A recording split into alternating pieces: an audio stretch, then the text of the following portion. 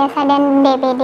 Kalau demam biasa biasanya memang suhunya tidak terlalu tinggi, demam berdarah biasanya cenderungnya tinggi dan ada keluhan misalkan ruam-ruam atau bintik-bintik kemerahan di kaki atau tangan, karena pada DBD kan kita temukan trombositnya turun atau pembekuan darahnya turun, jadi bisa ditemukan ruam-ruam, kemudian adanya perdarahan di gusi, mimisan, ataupun bisa buang air besarnya berdarah. Dan selain itu juga ada manifestasi di sendinya, jadi pasien bisa mengeluhkan nyeri otot, nyeri sendi, kemudian ada kepalanya pusing yang parah, seperti itu. Sementara kalau demam biasa justru biasanya disertai dengan batuk pilek, tetapi justru pada DBD itu rata-rata tidak disertai batuk pilek.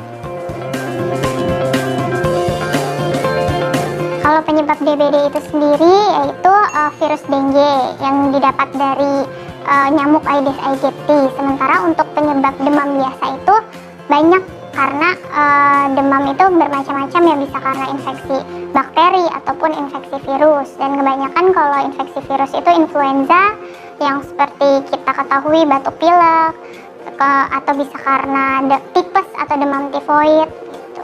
Jadi itu penyebabnya. Tentunya berbeda karena penyebabnya juga berbeda, terutama demam biasa yang disebabkan oleh bakteri. Di situ kan kita butuh selain penurun demam, butuh juga antibiotik. Tetapi karena DBD itu disebabkan oleh virus, yang paling utama adalah sebetulnya kita tidak perlu memberikan antibiotik kecuali ada penyakit penyerta lainnya di samping DBD. Tetapi yang paling utama adalah terapi cairan yang adekuat. Jadi saat penderita menderita DBD, apalagi sudah stage yang 2 atau 3 atau stage yang parah, itu makanya dianjurkan untuk dirawat inap, karena supaya cairan adekuat, karena biasanya dari cuman minum aja itu tidak mencukupi untuk cairan di tubuhnya saat terkena DBD, makanya harus diinfus, dan diinfus di rumah sakit juga ada protapnya, jadi dalam berapa jam harus masuk cairan berapa. Sementara kalau untuk demam biasa cukup dengan penurun panas. Kalau untuk virus biasanya kita cuman yang penting terapi adekuatnya makan dan istirahat yang cukup. Kemudian antivirus biasanya tidak diberikan kecuali dia penyebabnya bakteri, tadi harus diberikan antibiotik.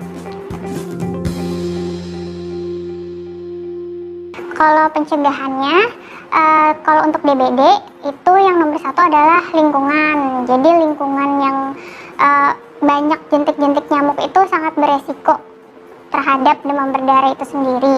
Nah, yang bisa disarankan itu yang biasa kita promosikan dan dipromosikan juga oleh pemerintah, yaitu menutup bak mandi, membuang barang-barang bekas, dan menguras bak mandi juga gitu.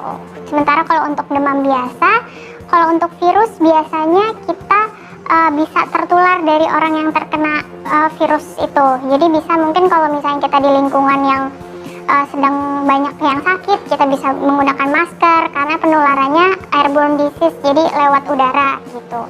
Sementara kalau misalkan yang lain-lainnya, yang penting kalau virus itu yang penting kita fit gitu. Kalau misalkan kita tidak fit, kurang tidur atau nggak makannya kurang telat, nggak cukup gitu, itu mempermudah masuknya virus di dalam tubuh kita. Oke, tadi kita sudah membahas tentang cara membedakan demam biasa dan demam berdarah. Kalau masih ada pertanyaan, kalian bisa komen dan semoga video ini bermanfaat. Sampai jumpa di video selanjutnya.